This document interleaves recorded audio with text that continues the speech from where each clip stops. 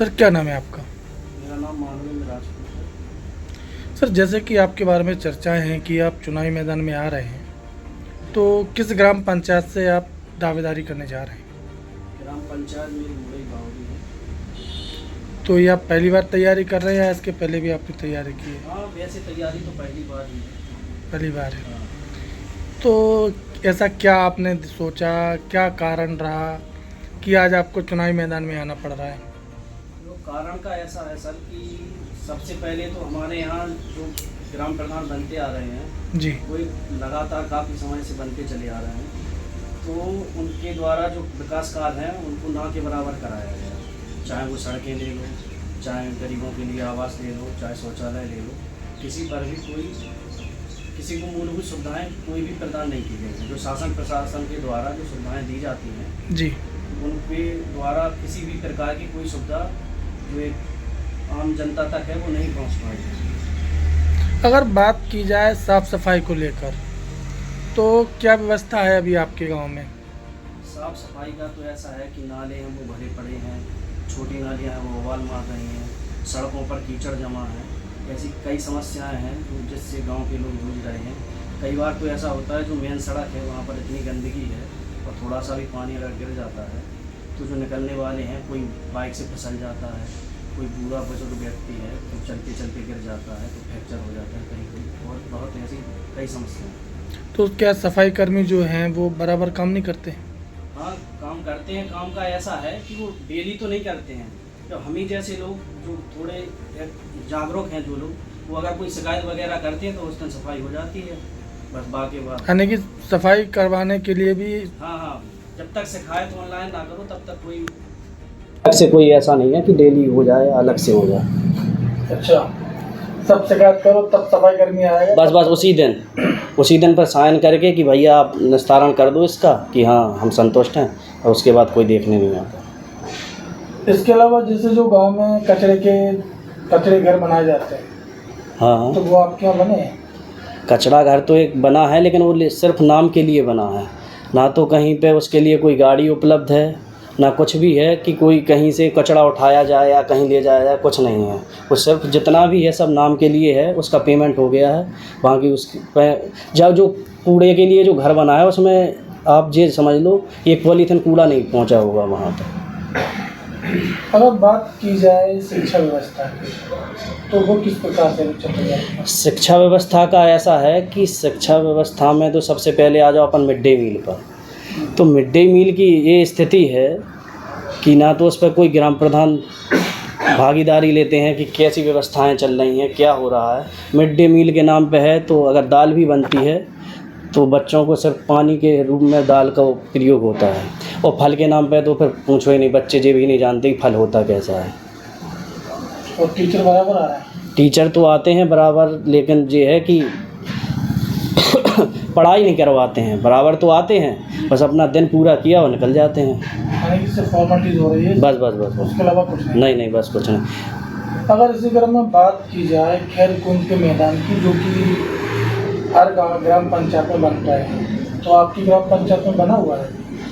खेल मैदान अभी तो नहीं है, नहीं बना? फिलहाल तो नहीं है खेल मैदान के नाम से। अगर और जो शमशान घाट बने हुए हैं, तो आपके यहाँ शमशान घाट बना हुआ है? शमशान घाट एक तो क्या है कि मुरई और बावरी दो गांव हैं मेरी पंचायत में। तो सबसे पहले तो बात करते हैं अपन बावरी की।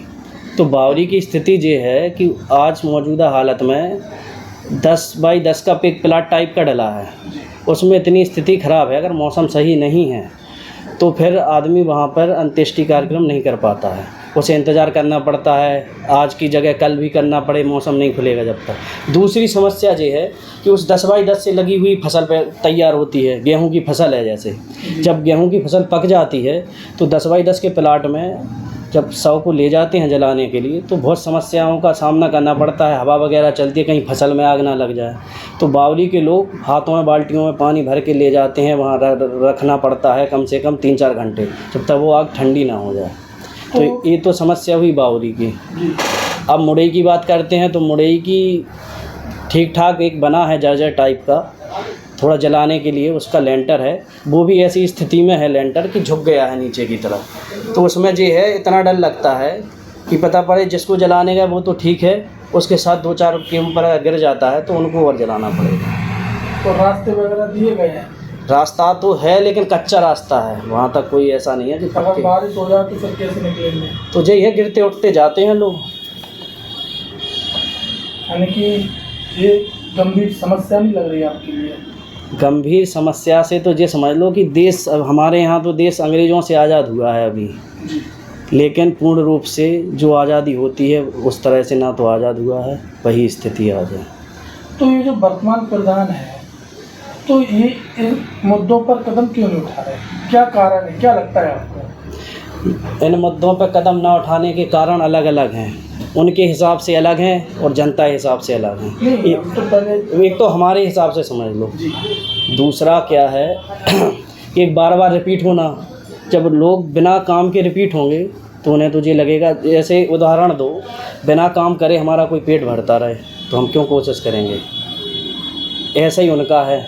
जब वो रिपीट हुए बार बार तो वो सोचते काम करके क्या, हम तो ऐसे ही जनता को गुमराह करके प्रधान बन जाएंगे। अगर इसी क्रम में बात की जाए आंगनवाड़ी केंद्र की, तो आपके आंगनवाड़ी केंद्र अभी संचालित हो रहे हैं? हाँ, आंगनवाड़ी केंद्र संचालित हो रहे हैं, अभी तो होता तो है। जो सुविधाएं मिलनी चाहिए बच्चों के लिए और महिलाओं के लिए, वो बराबर मिल रही है?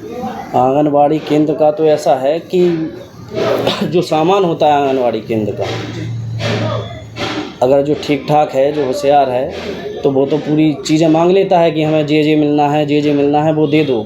और जो थोड़ा सीधा सच्चा इंसान है तो उसको जो कुछ भी है वो पकड़ा दिया जाता है, बाकी भगा दिया जाता है। यानी कुल मिलाकर ये कहा जा सकता है कि अभी आपकी ग्राम पंचायत राम भरोसे चल रही है? हाँ, बिल्कुल बिल्कुल। ना ही कोई जनता के लिए विकास किए गए, ना ही कोई सुविधाएं हैं, या ना कुछ व्यवस्थाएं की गई हैं। सीधा कनेक्शन नहीं जुड़ पा रहा है। जो शासन प्रशासन एक कड़ी देती है, जैसे एक माध्यम बनाती है, जनता का सेवक प्रधान के रूप में जो सेवक देती है, जो बीच के माध्यम देती है, वो सेवक के द्वारा जनता से कनेक्शन नहीं बन पा रहा है। तो जैसे कि आज आप चुनावी मैदान में हैं, तो इन सब समस्याओं के अलावा कोई ऐसा मुद्दा है जिस पर जनता सबसे ज़्यादा परेशान है? मुद्दा सबसे बड़ा मुद्दा है कि जो कच्ची सड़कें हैं जी खेत पे जाने के लिए, वहाँ पर पैदल की तो आप बात छोड़ो, जैसे धान के लिए जो अलग से पहिए लगा के जो ट्रैक्टर ले जाते हैं अपन, तो वो पहिए लगाकर भी खेत तक ट्रैक्टर नहीं पहुँच पा रहा है। आज की स्थिति ये है।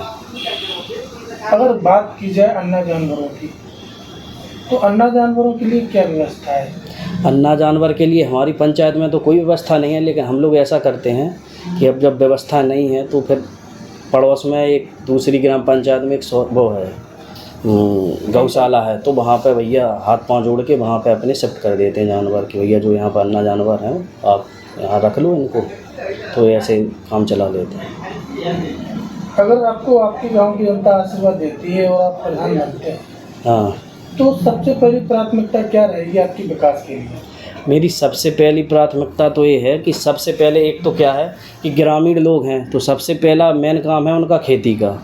और जब खेत तक लोग नहीं पहुंच पा रहे हैं तो सबसे पहले तो अपन कोशिश करते हैं कि सबसे पहले जो खेतों का जो रोड का कनेक्शन है वो खेतों का और गांव का सीधा जोड़ेंगे अपन। उसके बाद आपकी प्राथमिकता रहेगी पहले रास्तों को सही करना। हाँ, इसके अलावा फिर क्या है आपका? इसके बाद है जैसे जो वास्तव में पात्र हैं, आज तक ऐसे पात्र हैं हमारे यहाँ कि अभी 20 लोग इतने पात्र मिलेंगे जो पॉलीथीन डाल के नीचे रह रहे हैं, और सरकारें जब दे रही हैं आपको आवास तो वो नहीं पहुँच पा रहा, तो सबसे पहले उन्हें आवास दिलाए जाएंगे जो पॉलीथीन डाल के रह रहे हैं।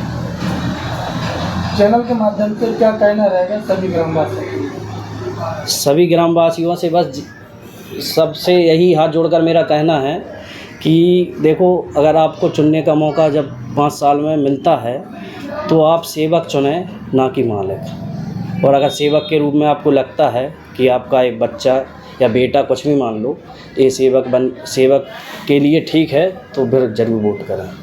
धन्यवाद।